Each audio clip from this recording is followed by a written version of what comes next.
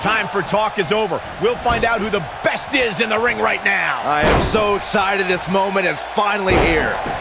And there are few things more unforgiving than the cold steel of a cage match. The Nature Boy may be flashy with his robes and struts, but he's also all business in that ring. I can point to at least 16 times he's proven that.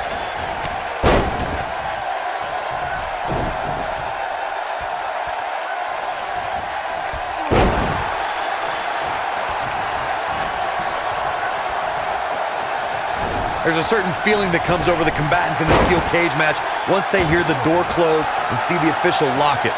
A superstar must know that their body is going to be thrown against the steel, that their face will most likely be raked across the cage, and that anything is legal in this environment. Great agility. Oh, man, right at the point of the elbow. You spoke about this earlier, Corey. Here he goes. Is he done? And he escapes the submission. And good thing, that could have been disastrous.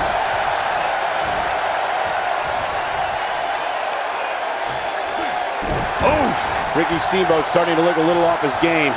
He came into this match expecting a fight, and that's exactly what he's getting. Hey, you and I both know he's double tough. He's not going to let something like this stop him from winning the steel cage match. If you look up the word champion in the dictionary, there should be a full-page picture of Ric Flair in his diamond sequin robe and that classic WCW World Heavyweight Championship. Oh, a debilitating elbow drop. The Nature Boy's going all natural on him. Uh-oh, position in, measuring. Here's his chance to win this. Returning to your point about Ric Flair being champion, Michael, Flair's amazing body of work spans the globe and is the symbol of excellence in sports entertainment. And he was the first superstar to become a 16-time world champion. There's one other word that should be linked to Ric Flair, fellas, and that's best. The Nature Boy spent 34 years as one of this industry's top guys. It's only fitting that he passed his excellence down to his daughter, the Queen. The best way to describe combatants clashing inside a steel cage is its battle of attrition. Sometimes a superstar is left with no choice but to fight fire with fire and do whatever they need to do in order to win the match.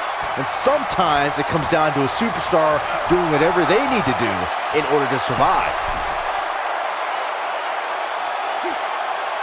Second rope, ouch! Byron, you touched on this earlier, but it's so important for a superstar to accept that there's nowhere to run and nowhere to hide in a steel cage match. That the conflict will be resolved within the 15-foot-high steel walls that surround the ring. And that losing a cage match can mean much more than a mark in the loss column. For some, it has meant the end of their career. It's difficult to describe the damage that can be done to a superstar who competes in a steel cage match. We see the physical harm, but we don't see the psychological effects from being inside the cage. Make no mistake about it, Michael, the steel cage truly represents survival of the fittest. And Ric Flair reverses it. The Nature Boy's going all natural on him.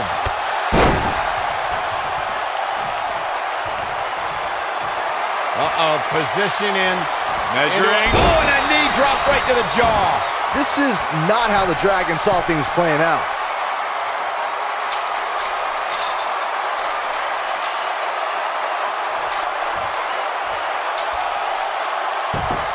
Before 2017's Extreme Rules, there were just 3 previous tag team matches where championship gold was decided inside a steel cage in the history of WWE special events.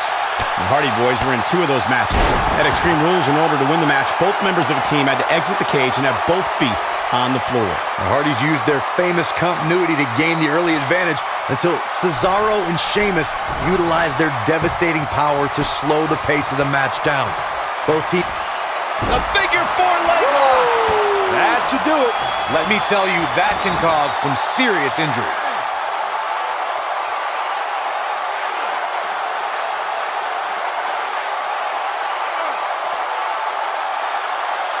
Most WWE champions had to overcome a single opponent to claim the biggest prize in the game.